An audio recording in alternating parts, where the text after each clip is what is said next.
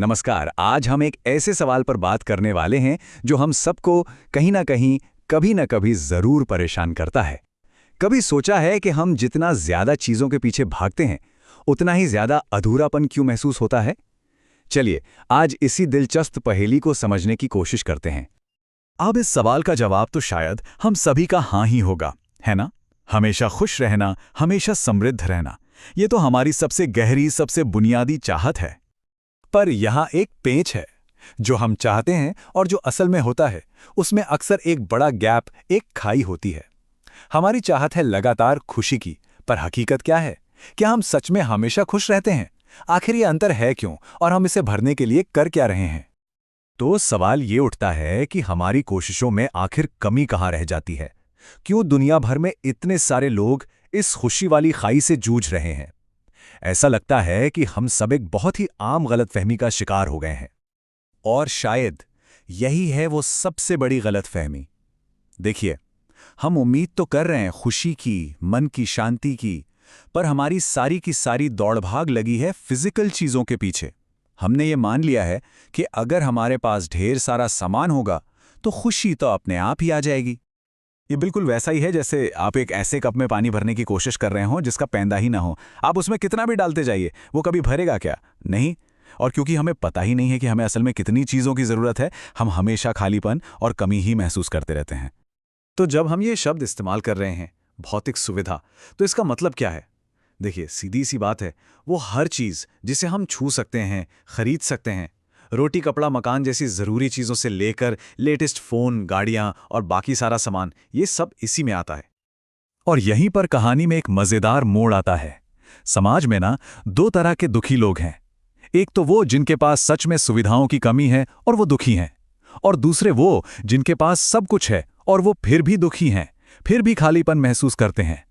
अक्सर जिसे हम विकास कहते हैं, वो लोगों को बस पहली कैटेगरी से उठाकर दूसरी में रख देता है, पर असली खुशी वो तो फिर भी दूरी रहती है। तो अगर पैसा, गैजेट्स, गाड़ियां ये सब जवाब नहीं है, तो फिर जवाब है क्या? चलिए आप जरा समस्या से हटकर समाधान की तरफ बढ़ते हैं।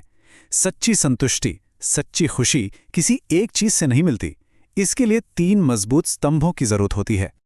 ये 3 चीजें हैं: सही समझ, अच्छे रिश्ते और फिर भौतिक सुविधा। लेकिन यहां सबसे जरूरी बात है इनका ऑर्डर, इनकी प्रायोरिटी।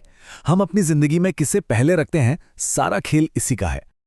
तो सबसे पहले और सबसे जरूरी है सही समझ। और इसका मतलब सिर्फ किताबें पढ़ना या डिग्री लेना नहीं है। इसका मतलब है खुद को गहराई से जानना, ये समझना कि ये दुनिया कैसे चलती है और इस पूरी बड़ी सी पिक्चर में हमारी सही जगह क्या है। यही वो नींव है जिस पर बाकी सब कुछ टिकता है। दूसरा स्तंभ है रिश्ते। और ये सिर्फ सोशल नेटवर्किंग की बात नहीं हो रही, ये बात हो रही है उन गहरी भावनाओं की, विश्वास, सम्मान, प्यार, जो हमें असल में एक दूसरे से जोड़ती हैं। असली खुशी तो इन्हीं रिश्तों से मिलती है। और ये बात गांठ बांधने वाली है कि ये तीनों चीजें अपनी अपनी जगह हैं। आप एक को दूसरे से रिप्लेस नहीं कर सकते। मतलब आप कितने भी पैसे से एक टूटा हुआ भरोसा नहीं खरीद सकते, है ना?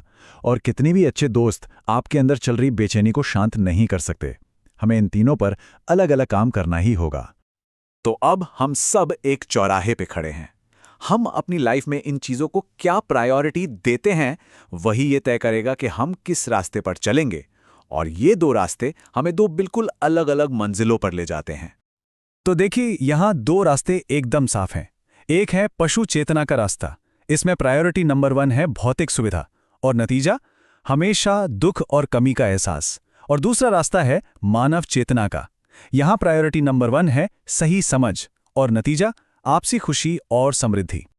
जब हम पहले रास्ते पे चलते हैं, यानी पशु चेतना, तो हमारी पूरी जिंदगी बस चीजें इकट्ठा करने में निकल जाती है। और मजे की बात यह है कि चाहे कितना भी मिल जाए, हमेशा कमी ही महसूस होती है। इसका नतीजा होता है अंदर बेचैनी और बाहर दूसरों का शोषण। और अब देखते हैं दूसरा रास्ता, मानव चेतना का। यहां सारा जोर समझ को बढ़ाने पर होता है। और जब हम खुद को समझ जाते हैं तो हमें पता चलता है कि हमारी असली जरूरतें क्या हैं, और हम संतुष्ट महसूस करते हैं। इससे हमें लोगों के साथ सच्ची खुशी और प्रकृति के साथ एक तालमेल मिलता है। ये सब जानने के बाद एक बड़ा सवाल खड़ा होता है, जिसे हम आज की दुनिया में डेवलपमेंट या तरक्की कहते हैं।